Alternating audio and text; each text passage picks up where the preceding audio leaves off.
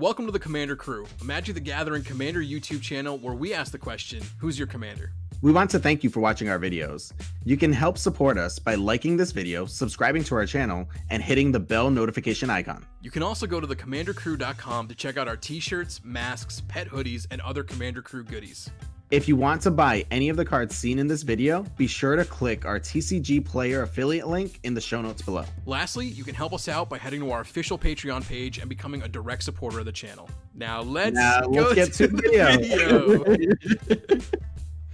Oh no. What's up everyone, it's your boy Eddie from the Commander Crew, and today we are doing a quick deck tech on Beledros Witherbloom. Beledros Witherbloom costs 5 black and a green for a 4/4 legendary elder dragon with flying, and at the beginning of each upkeep create a 1/1 black and green pest creature token with when this creature dies you gain 1 life. He also has pay 10 life, untap all lands you control, activate only once each turn. That ability is what we are building around, guys. This card is absolutely insane. We are going to put a lot of focus on trying to generate as much mana as we possibly can. I will say that I've seen a lot of other deck techs try and do this.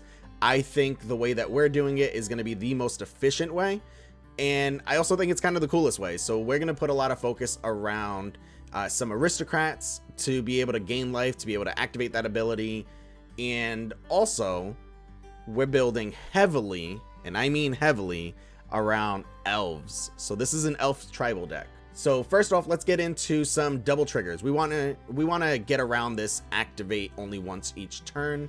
So we are going to use things like Illusionist Bracers, Rings of Bright Hearth, and Lithoform Engine to copy that activated ability and make it happen more than once each turn. We also have in the deck Sword of Feast and Famine, so this way whenever we deal combat damage, as we know Beledros is a flyer, so we should be able to do that fairly often. Whenever we deal that combat damage, we can untap all the lands that we control, and also this actually works really well with the other double trigger effects. So it works great with the Illusionist Bracers, with the Rings of Bright Hearth, and with the Lithoform Engine. It is absolutely fantastic in this deck, definitely a must include. So next up, like I said, we are running a bunch of aristocrat style effects as well as other life gain type abilities in this deck. So first and foremost, we are running Aetherflux Reservoir. There are a ton, and I mean a ton, of low cost spells in this deck. The average converted mana cost of this deck is around 2.5. So you're going to be able to cast a lot of spells each turn, being able to gain life constantly for those. Aetherflux Reservoir does that for you, and it does a great job of it. So definitely an auto include.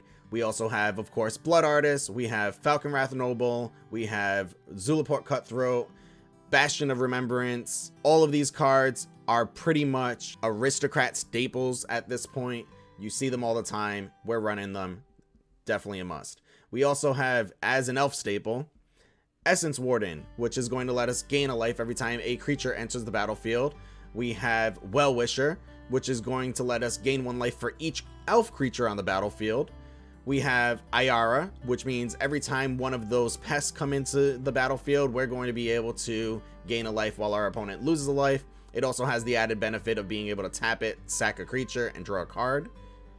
We have Lathril, which is going to allow us to not only create more elves, but also cause our opponents to lose 10 life and we gain 10 life. And then lastly, we have Riss, which, just like Well-Wisher, just like Essence Warden, is another elf that's going to help us to gain a ton of life for the elves that we have on the battlefield. Next up, we have Ramp. So we, of course, have Soul Ring, a bunch of elves, a bunch of 1-drop elves and 2-drop elves. We have Arbor Elf, Bloom Tender, Deathrite Shaman, Elves of the Deep Shadow, Elfish Archdruid, Elfish Mystic, Fairhaven Elf, which is going to put some lands onto the battlefield for us.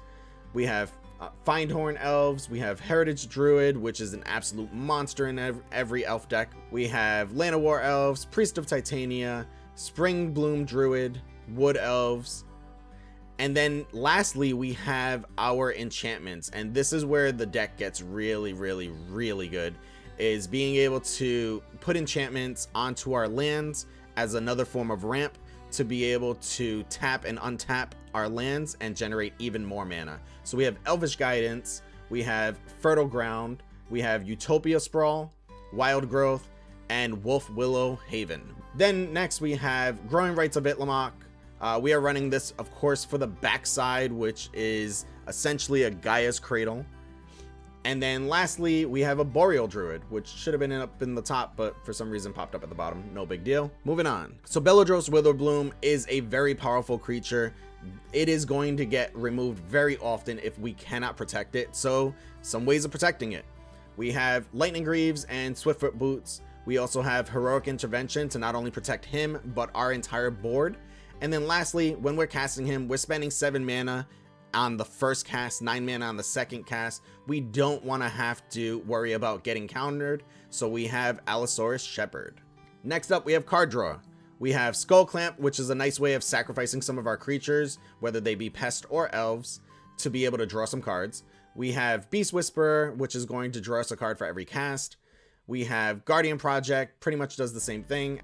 We have Phyrexian Arena, Vampiric Rites, which not only is going to draw us some cards and help us sacrifice some creatures, it's also going to gain us some life.